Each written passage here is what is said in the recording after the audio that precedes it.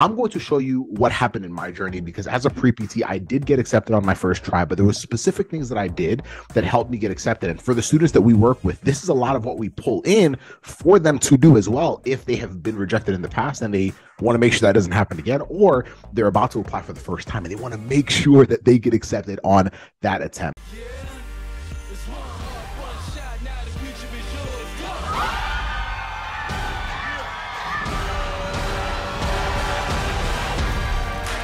Dreams into reality. In the next few minutes, I'm going to show you how I got accepted into physical therapy school on my first try with 0 rejection letters. So if you're listening right now and you're interested in becoming a physical therapist and you want to be able to do it on your first try or on your next try, this is for you. Now, if you're not serious about becoming a physical therapist, or if you're not serious about doing everything in your power to get accepted, this video will not be helpful. This will not be for you. But if you are serious about that, lock in, take some notes. I'm going to share you how I did it. Now, before I share that, my name is Joseph Ngugi. I'm a physical therapist, one of the co-founders of Free PT Ground, where for years now, we've been helping students get accepted into physical therapy school without wasting time or money. Now, I'm talking about students that have had low GPAs, past rejections, been told by other people to basically find a backup option because they were told that they would not be good enough to be qualified applicants for PT school. And so for years, we've specialized in helping students just like you literally just bulldoze through a lot of the major obstacles that we all face as students. I'm going to show you what happened in my journey because as a pre-PT, I did get accepted on my first try, but there were specific things that I did that helped me get accepted. And for the students that we work with, this is a lot of what we pull in for them to do as well if they have been rejected in the past and they want to make sure that doesn't happen again, or they're about to apply for the first time and they want to make sure that they get accepted on that attempt. So I'm going to break it down for you, and then I'm going to give you some next steps afterwards if you're serious about getting accepted. Number one, I was very clear about what I wanted and where I wanted to get accepted from the time I was a freshman. Like a lot of students struggle with knowing where they want to apply or knowing what they want or why they want to be a physical therapist. And what that did for me is it allowed me to, from the beginning, have 0 backup plans, right? Because a lot of times when we feel conflicted or we feel split, and sometimes it's because we have opinions from other people who are telling us, hey, have a backup option or whatnot, it starts to divide our energy and our focus levels. If you compare it to a lot of the people that do great things, right? So think of your favorite athlete or someone that you look up to. They have obsessed over a very specific thing. And I truly, now that I think about it, as a pre-PT, I knew what I wanted so badly and so clearly that I essentially obsessed and poured all my energy into this one thing. And whatever did not serve it had to basically be pushed to the side. So that's the first thing. I had a lot of clarity and a lot of intentionality. So for some students that we work with, it takes them a little bit longer to find that because their first 2 or 3 years, they might be focused on a different career path and then later figure out, oh, I want to be a physical therapist. Or we have students that have gone into a different career path where after a while they realize, oh, well, like I actually want to be a PT. So they actually come back and do physical therapy. But once there's that level of intentionality and clarity, lock in on it and don't let anyone sway you, because that was a key part of what allowed me to get accepted on my first try with 0 rejection letters. Number 2, I did the boring thing. Now, don't get me wrong. I had a good time in college, right?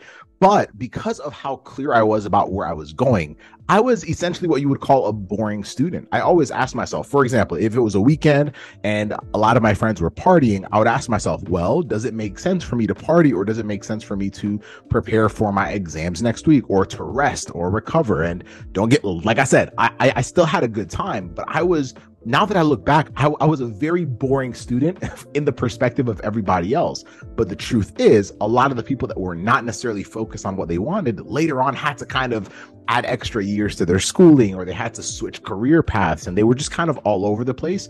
But remember, it's a level of obsession that I had about what I wanted. And in fact, I actually had a classmate who, we were pre-PTs together, and during his second year of undergrad, right, he had been on the basketball team for the school, had a lot of extracurricular things, and it actually dropped his grades so much that we started to wonder, like, is he going to get, like, we had all had this pact where we were like, we want to get, into PT school at the same time so that we can support each other. We were each other's accountability partners. And I actually remember a conversation we had where we sat down and we're like, okay, how are we going to help our friend out so that he can make a massive comeback? And what happened is our junior year in college, he decided to drop a lot of the things that had essentially been distractions, right? And what happened is he literally had back-to-back 4.0 semesters just from making that decision. And ultimately, we all got accepted into PT school on the same day. So I just want you to understand, being a boring student sometimes is the way to go when you know why you're doing what you're doing, when you understand that there's patience on the other side waiting for you, when you understand what your dream career has the ability to do for not only you, but your family.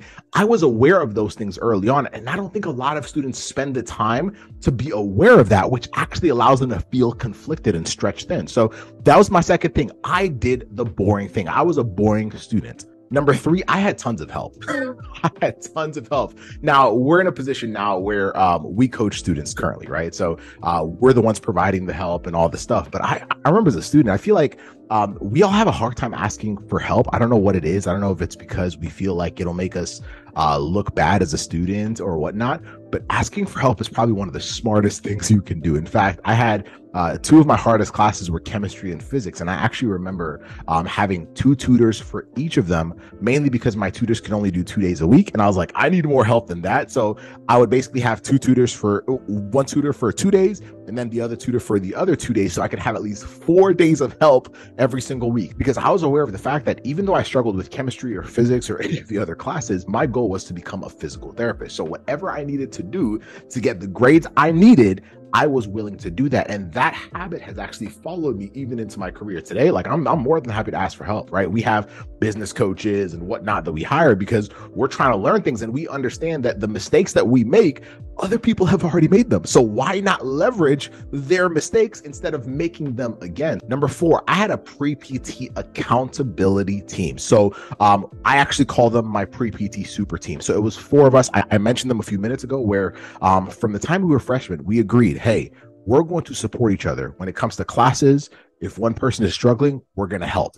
If one person is kind of drifting focus-wise, we're going to help. And our goal was to get accepted into PT school during the same application cycle. That was our goal from the time that we were freshmen. So we became each other's study partners. We became each other's support system. We pushed each other when things were harder. We celebrated each other when we had gotten wins, when we had gotten the grades that we wanted, when we had finished an exam. And that became our fuel from year to year to year. And as I mentioned a few minutes ago, we all got the phone call for our acceptance letter on the same exact day, literally same exact day. We all went to the same PT program and kept supporting each other even after getting into PT school. But that was one of the keys to me getting into PT school on my first try with 0 rejection letters, having a pre-PT support system. So if you're doing things by yourself right now, start asking yourself, how can I have access to other pre-PTs just like me, where I can support them and they can also support me? And number 5, I filtered any doubters out of my experience. So what that means is